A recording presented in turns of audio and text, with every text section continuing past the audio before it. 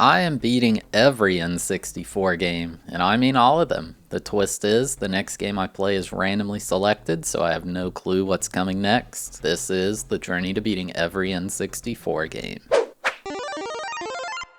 Game number 68, Jango Simulation Mahjong-do 64. Released in 1997, this game was developed by Art and published by Video System. Oh my god, this one.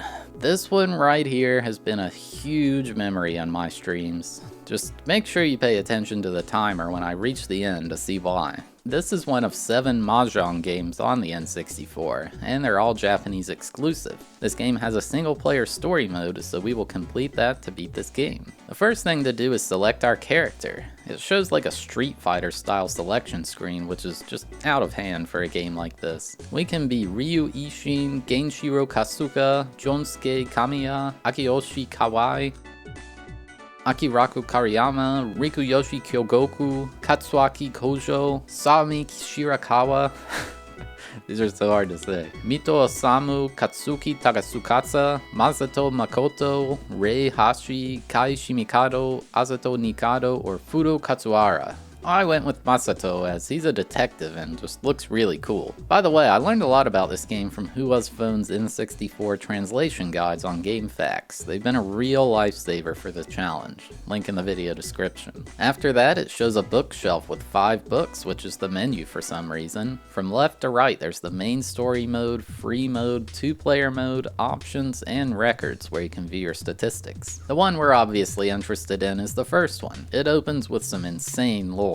There's a Mahjong competition being held in which people are playing to become the first player to earn 10 million gold. This will give them the title of the strongest Mahjong player, highest honor available. Only the first person to reach 10 million keeps their money. Everybody else leaves with nothing. There is no second place. Then we get some backstory on our character. He's a private detective who's had a bad year full of bad luck. His family has been involved in martial arts for generations. Most people aren't aware of this though. He's just seen as a drunken failed detective. Nobody wants his work, so he stayed home all day and played Mahjong and became very skilled. If he wins, he thinks everyone will want his detective service. Then it cuts to the overworld of the game. There's a bunch of buildings around, and scrolling over one shows which players in the tournament are currently playing there. When you enter a building, you have a few options. You can start playing, view the rules, view who's playing, or leave. The number in the bottom left shows the rate at which you get paid. I'm not exactly sure how it works, but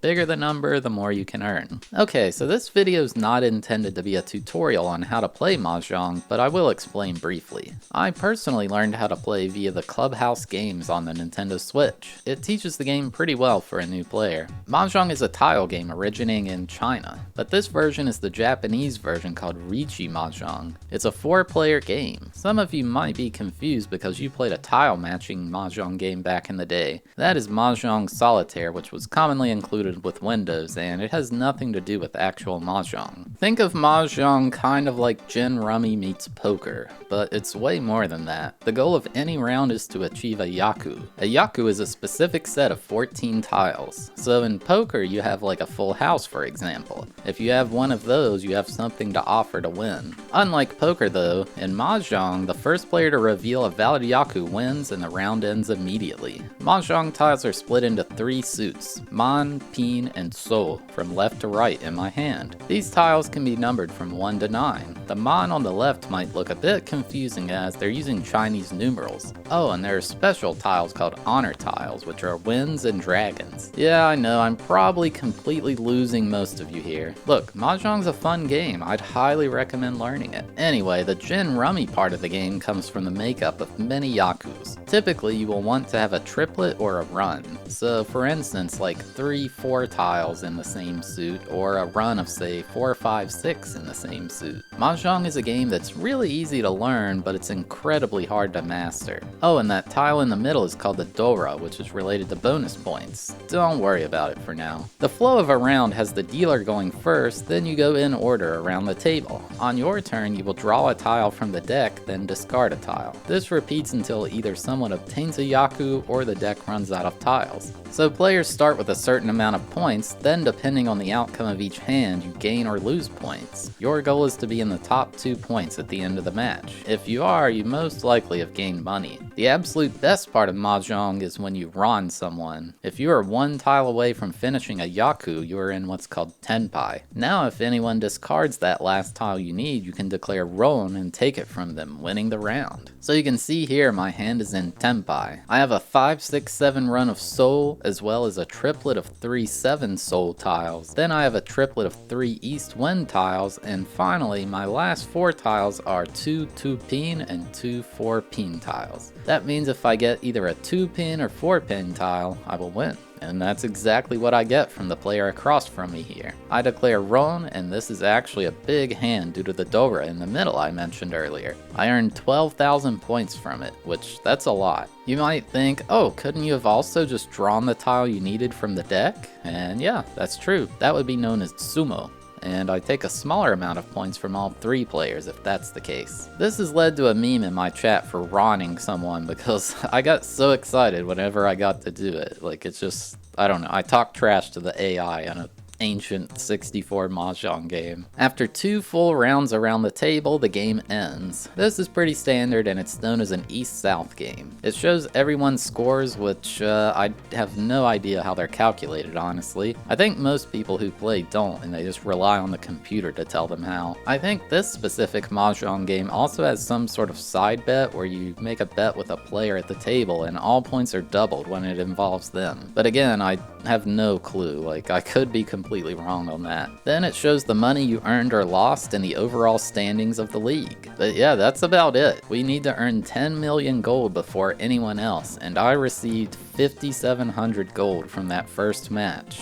This might take a while. However, the place I played at had a payout rate of 300. I found there's a high rollers building with a payout rate of 3,000 gold, a 10 times increase. So it was in my best interest to just always play there, you know? I pretty much dominated my first match at this table and was way ahead of everybody else. I earned nearly 300,000 gold, which that's much better. Okay, so you may be thinking, man, this game is just Mahjong Simulator? Like, it has no redeeming qualities since you can play Mahjong in tons of ways in the modern day. I almost agree with you, but there is one thing it offers that you can't get anywhere else, and that's the music. This obscure Mahjong game has no business having music this good. Like, I honestly think this is the best soundtrack on the whole console, at least from the games I've played so far. If you're curious, I have the soundtrack to this game hosted on my YouTube channel. You can find the link to it in the video description. It wasn't available anywhere else. Feel free to mirror it or whatever to help with video game preservation. But yeah, I pretty much just had to play Mahjong. A lot of Mahjong, like way more than anyone should play without taking some serious breaks. I play the current game until I beat it though, so here's the progression on the way to 10 million.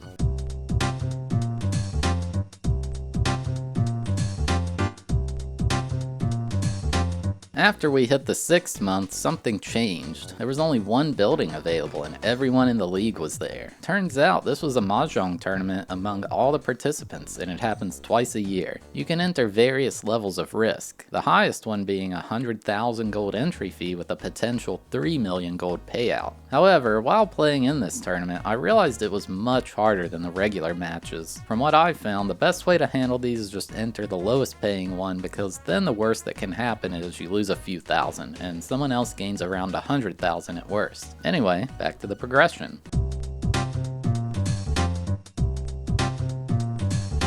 Once I got over 3 million gold, a new building opened to play. It just showed question marks for who was in there, and the players were definitely sketchy looking. However, it had a 5,000 gold payout rate, so heck yeah.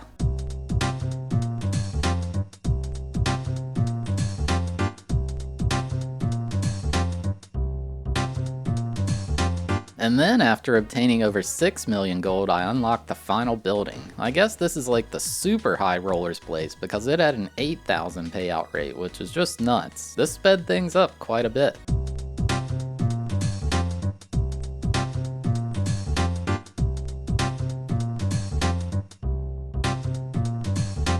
Finally, after nearly 26 hours of grueling Mahjong matches, I earned over 10 million gold in the story mode. It just shows a picture of our character looking all excited and says you win. It then shows our character looking sad in a bar. He says he can afford to eat and he's proven his skill at Mahjong, but no one's asked him for any detective work. I guess money doesn't buy happiness after all. Then the credits roll. Game complete. So yeah, there you have it. My journey to beating Jango Simulation Mahjong-do 64. When I decided to include the Japanese titles in this challenge, I knew Mahjong was going to be a big part of it. But man, I did not imagine my first experience would be quite like this. The game itself wasn't all that bad, but the condition to beat the game was just silly. This is why I try to skip ahead to the playoffs in sports games, because it's just the same thing over and over and over again. It just becomes mind-numbing. This game had no way to skip anything like that though. The only thing that really kept me going was the music.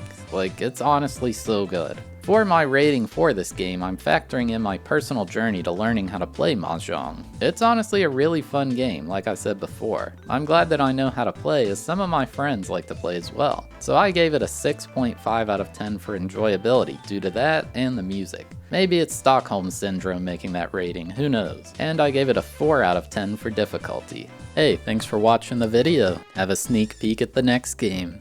323 games on the list, and go. You guys didn't expect that, did you? 292. Oh shoot, this is a good game. We're playing Toy Story 2. I had this as a kid. I remember this being really fun. But yeah, if you made it all the way to the end, thank you so much for watching. I really appreciate it. If you enjoyed the video, consider giving it a like. It helps the channel a lot. And if you like this series, make sure to subscribe so you don't miss out on the next one.